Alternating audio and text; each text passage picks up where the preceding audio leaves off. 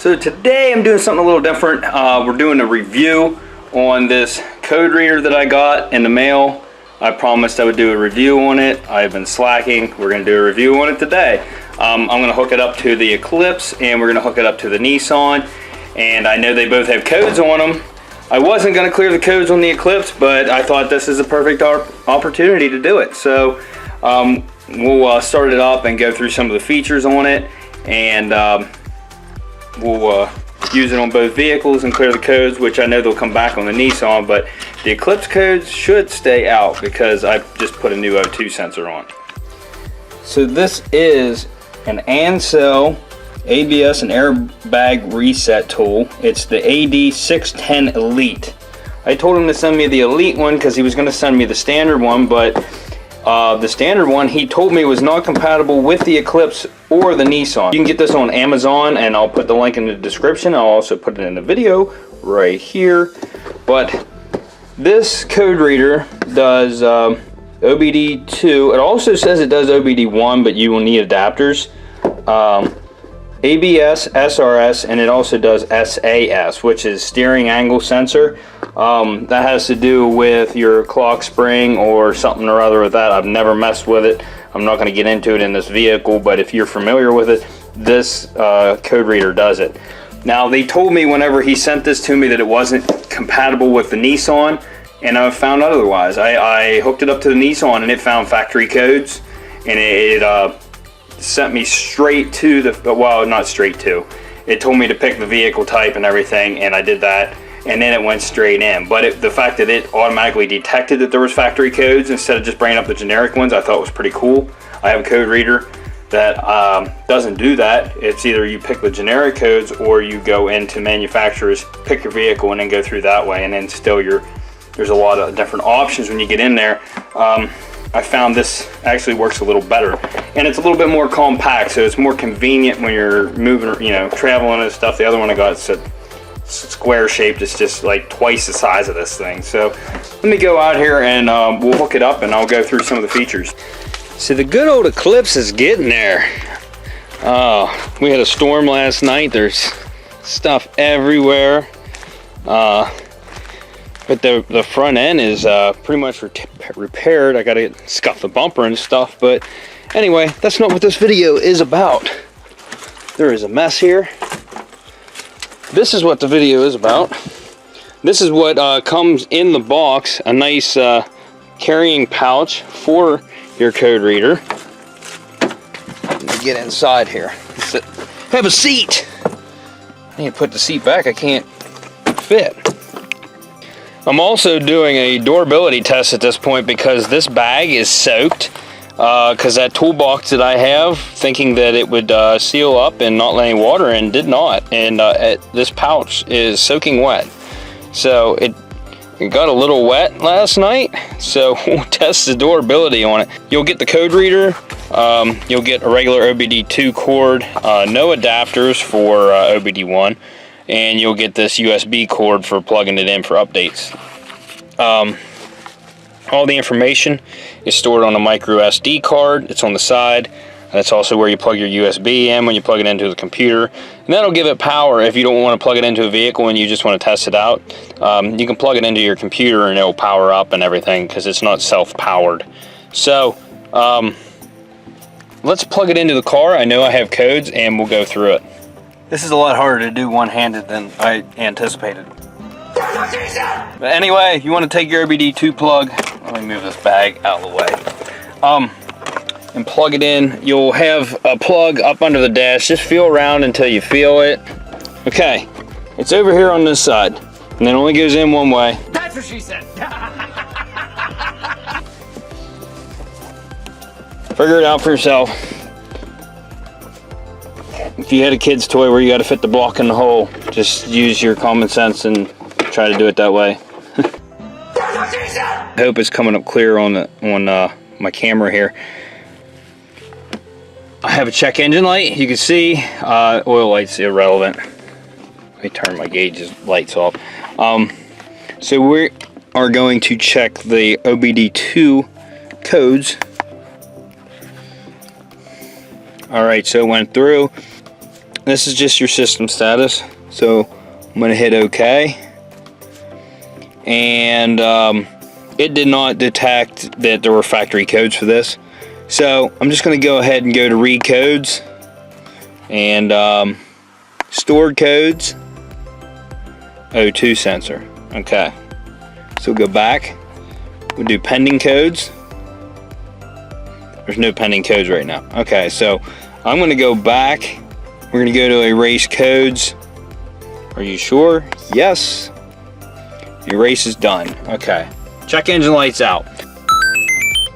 Alright, so now I'm going to go through some of the monitors and shit. So I'm going to go ahead and start this thing up. Alright, so we still have no codes. What I'm going to do now, we're going to go to live data.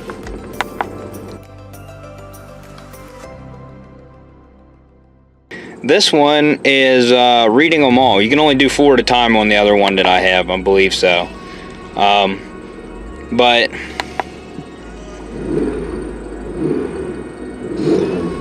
you can see the load on it there when I rev it.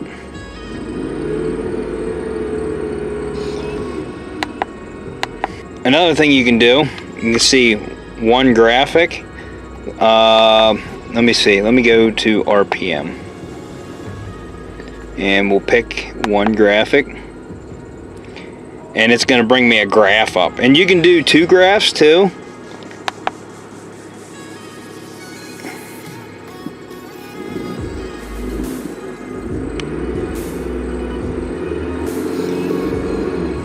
I just think that's pretty neat. You can do a custom list and just pick the ones you want. So, engine coolant temp. Let's do engine RPM. Ignition advance. Cylinder 1. And intake air temp. Let's just do those. And view data. And right there, it just brings up the 4 monitors that I selected. And you can do graphs on those, which is pretty neat. I think it's pretty neat. Here's another neat feature that I just noticed. When you go through and you select something, it highlights it and showed that you already went in and tested that. So you can see that the stuff I already selected turned purple, and the ones I haven't looked at yet are white. So after I select that, which we already saw when I started it, I go back. Now it's purple. You can go in, look for trouble codes to see what they mean. You can see here, you can type in a code and it'll look it up and give you the description of it. Alright, so I cannot get it to communicate with the airbag system on this thing. This is a 1997, so I don't know if that's the reason why. We'll try it on the Nissan. Nissan's a 2004. I did have seat belts and stuff unplugged on it. I don't know if it would throw up codes for that, but we'll see. Alright, so we are down here on the Nissan with the Rhino line. Raptor liner. Sorry guys, got mixed up. Got her all. She needs steam clean, but you know, whatever. We're gonna take care of that later.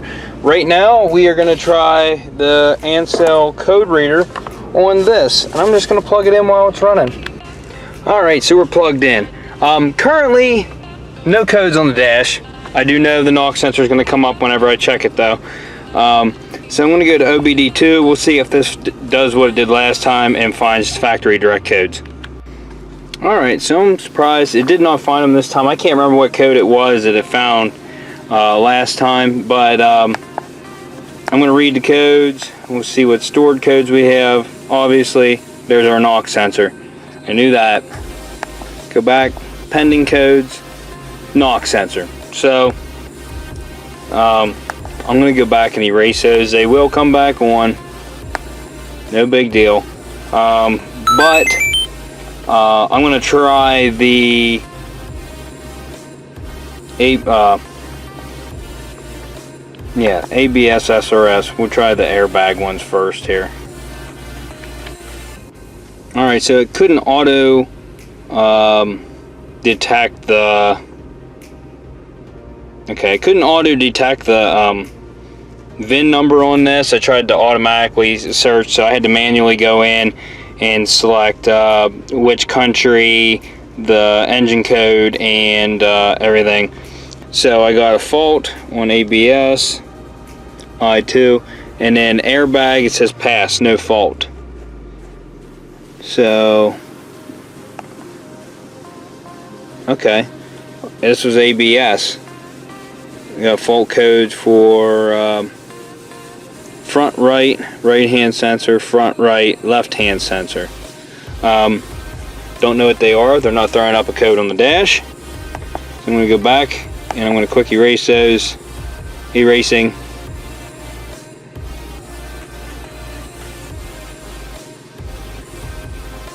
Pass, no fault. Okay, so it didn't automatically come back on, so that's a good thing. They just might not have been deleted. So I didn't even know that. But this is just my little review on this. I do really like this code scanner.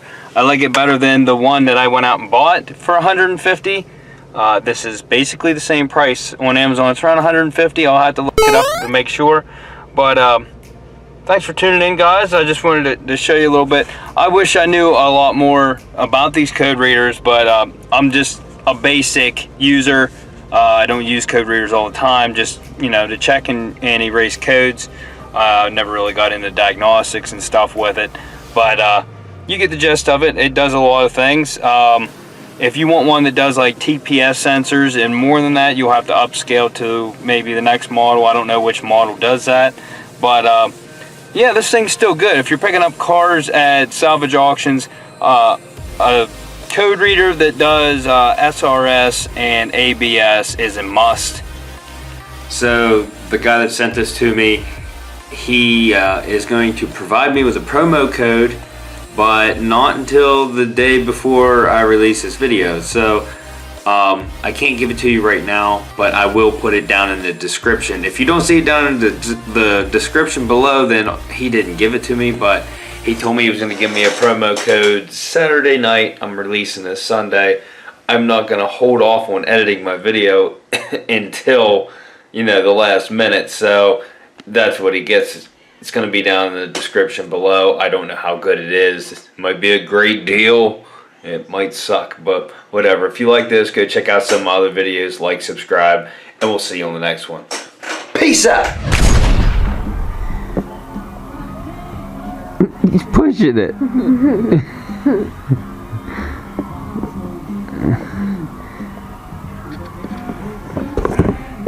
You don't like it?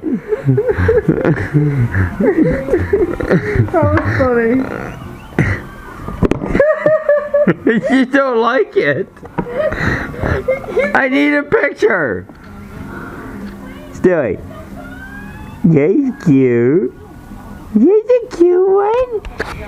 Yeah, that's cute. Pushing it off.